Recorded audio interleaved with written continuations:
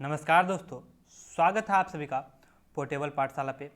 आज हम लोग न्यू एजुकेशन पॉलिसी 2020 के बारे में सब कुछ डिटेल में डिस्कस करने वाले हैं, जिसमें से एक बड़ी खबर है कि इंडिया अब अपनी जीडीपी का 6% शिक्षा पे खर्च करने जा रहा है। तो जानेंगे इसके बारे में सब कुछ। तो वीडियो में आगे बढ़ने से पहले आप सभी से रिक्वेस्ट है कि हमारे यूट्यूब चैनल पोर्टेबल पाठशाला को सब्सक्राइब कर ले और बेल आइकन को प्रेस कर ले, ताकि लेटेस्ट वीडियो के सारे अपडेट आप सभी को मिलते रहें। तो शुरू करते हैं। 2020 के जुलाई मंथ में एजुकेशन के क्षेत्र में काफ़ी सारे बदलाव किए गए हैं और अब ministry of human resource development का नाम बदलकर मिनिस्ट्री ऑफ एजुकेशन कर दिया गया है। कई वर्षों के बाद भारत की शिक्षा नीति में बदलाव किया गया है। न्यू एजुकेशन पॉलिसी में काफ़ी सारे बदलाव किए गए हैं। इसके अलावा हायर एजुकेशन का स्ट्रक्चर चेंज किया गया है। अब देश की शिक्षा पर जीडीपी का 6% खर्च किया जाएगा। कुछ और महत्वपूर्ण तथ्यों को देख ले। प्रधानमंत्री श्री नरेंद्र मोदी की अध्यक्षता में केंद्रीय मंत्रिमंडल ने नई राष्ट्रीय शिक्षा नीति 2020 को मंजूरी दे दी है। हाल ही में स्वीकृत राष्ट्रीय शिक्षा नीति 2020 34 वर्षीय राष्ट्रीय शिक्षा नीति NPE 1986 की जगह लेगी। राष्ट्रीय शिक्षा नीति 2020 21वीं सदी की पहली शिक्षा नीति और स्कूल और उच्च शिक्षा दोनों क्षेत्रों में परिवर्तनकारी सुधार लाने का लक्ष्य है। राष्ट्रीय शिक्षा नीति 2020 सतत विकास के लिए 2030 एजेंडा से जुड़ी है और यह एक्सेस, इक्विटी, क्वालिटी, अफोर्डेबिलिटी और अकाउंटेबिलिटी के आधारभूत स्तंभों पर आधारित है। इसमें 2035 तक 50% सफल नामांकन अनुपात का लक्ष्य है और कई प्रवेश और निकास के लिए प्रावधान है। यह 21वीं सदी की आवश्यकताओं के अनुसार स्कूल और कॉलेज की शिक्षा को अधिक समग्र, लचीला और बहुविषयक बनाकर भारत को एक जीवंत ज्ञान समाज और वैश्विक ज्ञान महाशक्ति में बदलने का प्रयास करेगी। इसके इतिहास के बारे में और कुछ जानते हैं। 2020 में जो नई एजुकेशन पॉलिसी लाई गई है, यह इतिहास में तीसरी एजुकेशन पॉलिसी है। इंडिया की एजुकेशन पॉलिसी 34 वर्षों में बदली गई है, जो कि एक बहुत बड़ा गैप है। सबसे पहले 1968 ईस्वी में इसमें बदलाव किया गया था, जब इंदिरा गांधी प्रधानमंत्री थी, और उसके बाद 1986 ईस्वी में बदलाव किया गया जब राजीव गांधी प्रधानमंत्री थे, और अब 2020 में किया गया है जब नरेंद्र मोदी प्रधानमंत्री हैं। ये गैप बहुत ही बड़ा है, 34 सालों का। इसमें बड़े बदलाव किए गए हैं।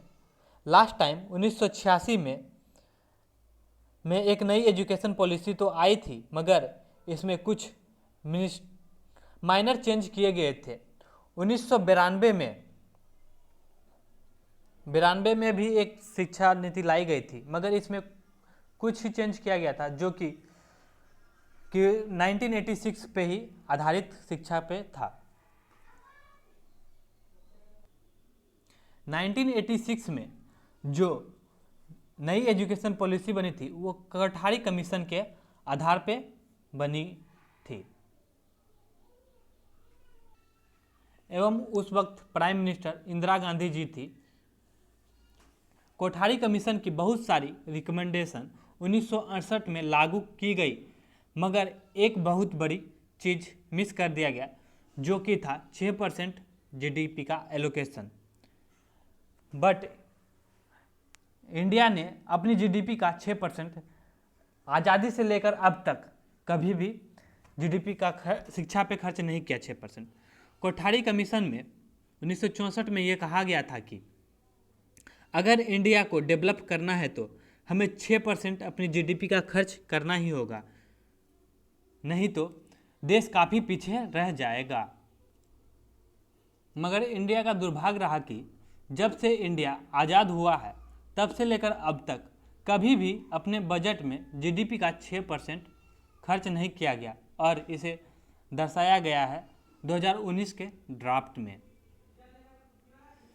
पब्लिक एक्सपेंडिचर 2017-18 में 2.7% था अपनी जीडीपी का शिक्षा पे, और वहीं सेंटर और स्टेट को मिला करके लगभग 10% खर्च किया गया था।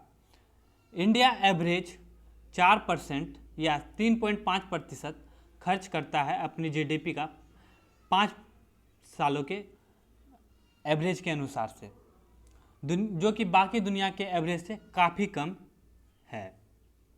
यहीं पे अगर हम दूसरी कंट्रीज़ को देख ले तो उसी में भूटान अपनी जीडीपी का 7.5%, जिम्बाब्वे और स्वीडन, जहाँ कि जिम्बाब्वे एक काफ़ी पिछड़ा देश है और स्वीडन एक काफ़ी विकसित देश है, ये 7% अपनी जीडीपी का खर्च करते हैं। कोस्टा रिका और फिनलैंड 6% अपनी जीडीपी का खर्च करते हैं। किर्गिस्तान, साउथ अफ्रीका और ब्राज़ील अपनी जीडीपी का 5.5%, और यूके, नीदरलैंड एंड फिलिस्तीन 5% अपनी जीडीपी का खर्च करते हैं शिक्षा पे। इंडिया में भी हमने एजुकेशन पे खर्च इंक्रीज किया है, मगर साथ ही साथ जिस स्पीड से हमारी जीडीपी ग्रो की है, काफ़ी लंबे समय तक हमारी जीडीपी 6 से लेकर 7% तक ग्रो की है।